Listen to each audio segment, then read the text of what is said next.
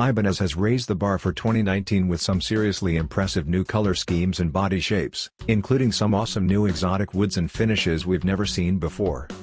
Check out the latest gear from Ibanez on their website, but here is a quick rundown of what to see this year in the bass guitar category.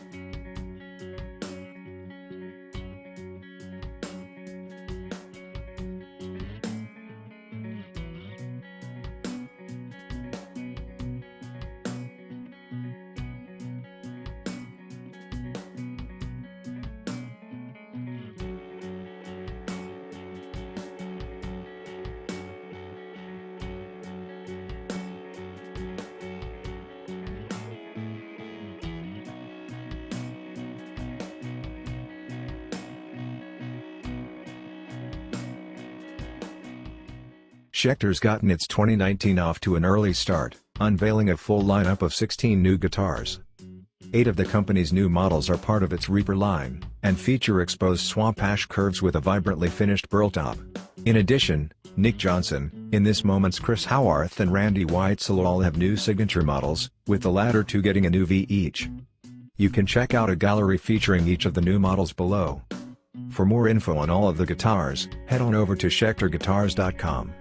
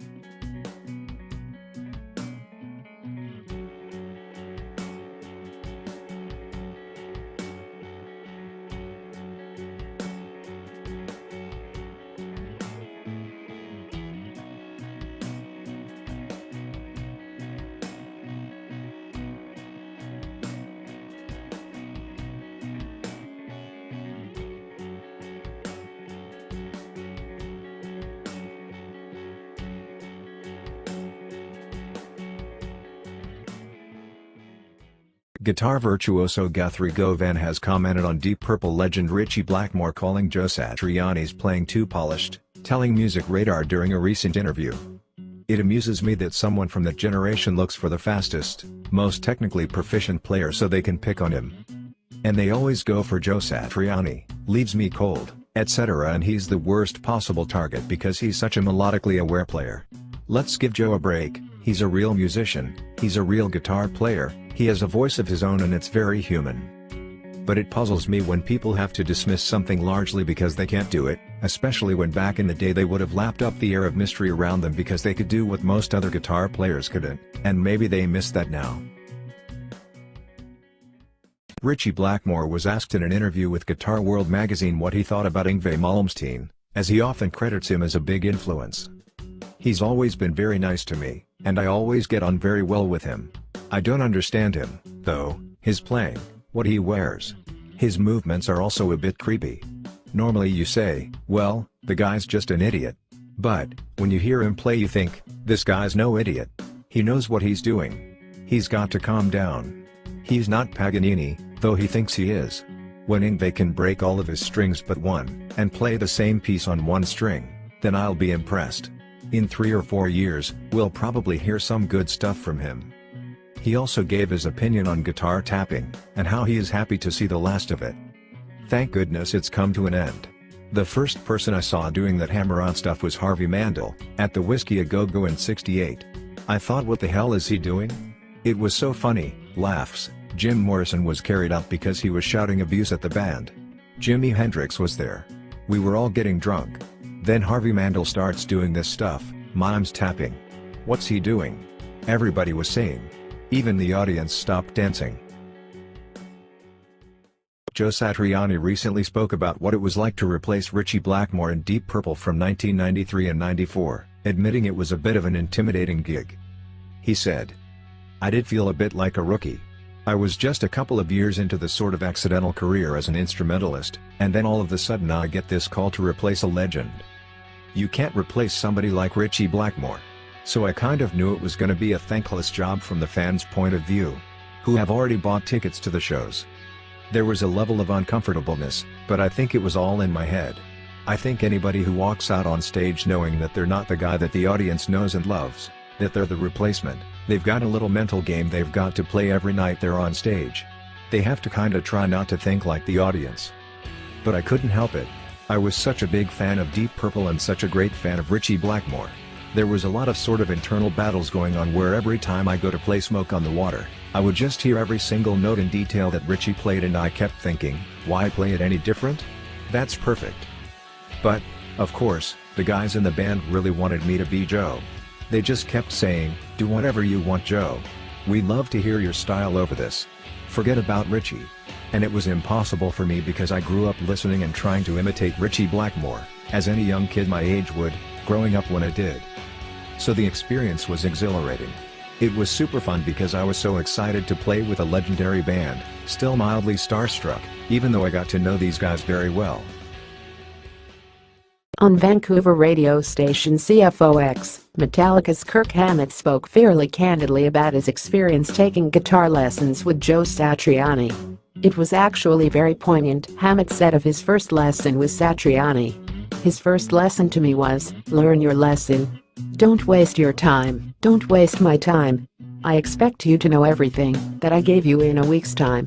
I was like, this guy is serious. But you know what? I did it, and he kicked my ass. But after a while, I was taking 2 lessons a week from him. I became so thirsty for what he had to offer me, I was just like, bring it on. It's all making sense. I want to learn more.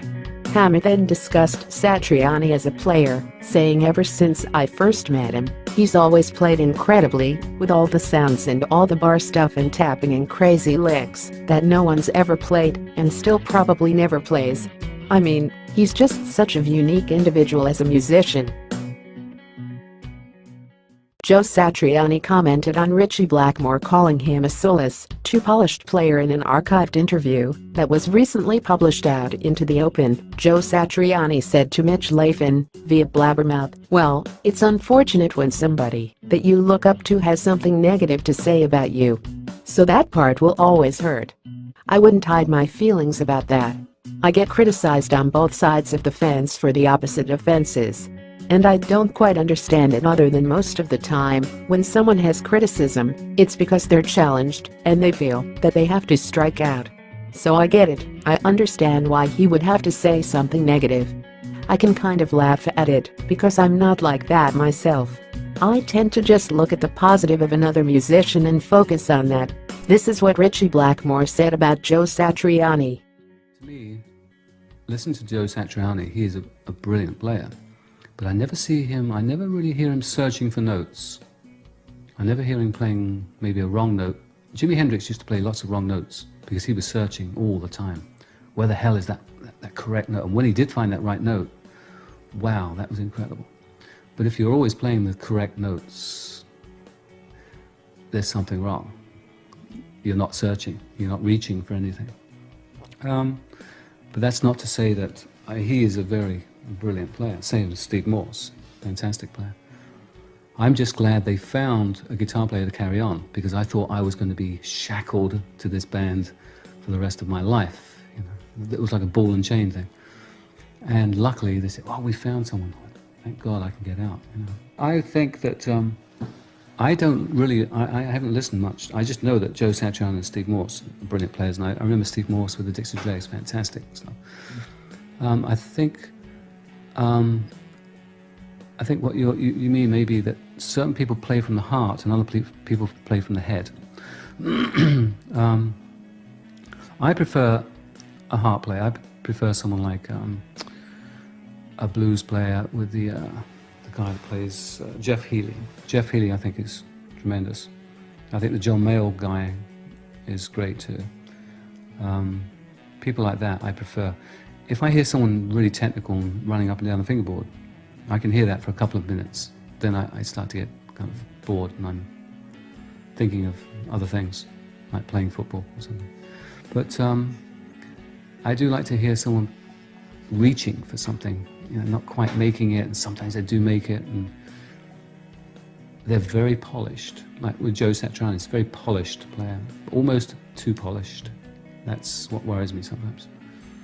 But it's different strokes for different folks, as an enemy of mine used to say, which is such a corny saying. It's whatever. Some people are into that head music, that head technique. Some people are into the heart technique. Some people are into blues technique. I personally am into the minstrel technique. If I hear someone playing a lute or playing a crumhorn, it just moves me. I don't know why. Guitar players I find kind of boring, and that's not meant as a dig. I find myself boring, and I have to go and lock myself away. It's the guitar is a wonderful instrument in certain ways. Like if you're listening to someone like John Williams play, then you know the man can play, and he will play a fast piece or slow piece. He will emote. He has it down. That's just awe-inspiring to hear someone like that. I think the main objective is to make people think in their heart. I personally am not interested in appealing to other musicians. I have more of to me it's more inspiring to move someone who doesn't know anything about music but has feel. They can say, I don't know what you're doing, but I just feel there's something there. That to me is an incredible compliment, whereas opposed to, well, you just run up and down the fingerboard, that's wonderful, very fast. Really all that means is I've just practiced the hell out of the guitar. I'm not really saying anything. I'm going from A to B, but not seeing anything on the way. Tool frontman Maynard James Keenan said that very technical players like Joe Satriani aren't his cup of tea, noting they lack humanity and tend to be a little stiff, by his standards. The musician told Destroy All Lines, "I've worked with a lot of people over the years that are very technical and very good at what they do, but they are not necessarily creative. The creative force is where some of the best music comes from. Not from guys who, no disrespect to Joe Satriani, those kind of very technical, school players, I think a lot of times they lack humanity. There's not a lot of breath that comes out of the music that I hear from, I don't want to say educated, indoctrinated musicians tend to be a little stiff. That living, breathing interaction with mistakes, with not necessarily perfect approaches, that tends to give the music the character that melds really well. If you do it right, it melds well with the digital." Not only that, but Maynard also expressed his opinions recently on how most musicians today have a problem with being too one-dimensional, explaining the whole issue to Rolling Stone, saying, "I think bands in general, not necessarily the ones I'm involved in, but I think bands in general kind of have the discipline enough to learn how to play their instrument. And they have some kind of accolades or positive reinforcement for some achievements they might have had early on. Playing guitar, playing drums, so you know, as human beings you like that praise, you like those accolades. So you pursue it more to get more of those things." He added, "But in general, most musicians nowadays, and in recent history, they lack the discipline outside of that one discipline. So in a way, they're one-dimensional, so when success comes, they don't have the faintest idea how to deal with it. And most of them implode. Most of them fall apart. They didn't have the discipline back then, they just had the discipline on what their single focus was, whatever instrument it was." Mastodon guitarist Bill Kelliher admitted he's not the biggest fan of such guitar masters like Joe Satriani and Steve Vai, saying that although they are insane guitar players, their style kind of bores him. Asked by Total Guitar on where do you find most players are going wrong, Bill replied, "A big mistake people often make is trying to add too many notes and overcomplicating their ideas. I always try to tell people that it's best to come up with a simple rhythmic idea and then paint in the higher notes to make these tiny adjustments into new chords, using notes as semitone out. That can make all the difference to a song. It's not about how fast you play. A lot of people just know scales. Look at Joe Satriani or Steve Vai, they're both insane guitar players, but I went to see Satch once, and I got bored after a couple of minutes. All he did was shred through scales constantly. I guess it sounds cool, if you're into it, but I was thinking, play a goddamn riff. I guess that makes me a riff guy. During the rest of the chat, Kelliher further discussed the importance of mastering the rhythm aspect of guitar playing, saying, "I can't stress the importance of rhythm enough. For me, it's better to get a cool rhythm going and then figure the notes out later when you think about what emotion you want to convey to the listener. Is it super evil? If not, use it as a stepping stone to your next idea, and eventually you'll have 123 different riffs at your disposal. It's like a painting. You start with an idea, which is a rhythm, and then you use musical pencils to draw your idea. For me, the sketch is the root notes, and the melody is how you fill it out, where the emotion of the song comes from. Listen to the intro to Blood and Thunder, which Brandaler actually came up with, but he didn't write it on guitar. He just hummed me the riff. It has to have that rhythm, otherwise it completely loses its feel." Guitar virtuoso Joe Satriani explained why he started wearing sunglasses and how it ended up being one of the staple marks of his image. In a recent interview he said, "The sunglasses thing happened as a joke. I surprised my band on tour by showing up with my head shaved, and they were so horrified that they said I had to wear a hat and glasses or they wouldn't stop laughing on stage. Then I realized that having that curtain to hide behind allowed me to be more creative and feel less self-conscious." My buddy Sammy Hagar feels the same way. He says he can't go on stage without sunglasses because he's so embarrassed to be a singer. He's the last person you'd expect to think that way. He was also asked to single out his least favorite aspect of showbiz, which he replied, saying, "Being around people. It's a major drawback, right? Like, if my manager called me and said, 'You'll be meeting 50 people every day before the show,' immediately I'd start getting butterflies in my stomach. It's silly. I mean, I'm a grown-up, and I've been doing this my whole life, and still my initial reaction is, don't do it." Even Slash back in 2015 with the New Zealand Herald explained why he would rarely ever take his glasses off. This is what he said, "I rarely look out at the crowd. It makes me very uncomfortable to look directly into the face of the crowd. I'm in my own little world, playing my guitar. I play from the heart, but it's very insular. I think it was just a hangover thing that turns into an everyday thing. Now, wherever you go, everybody's got camera phones taking your picture, and you just end up never taking the shades off.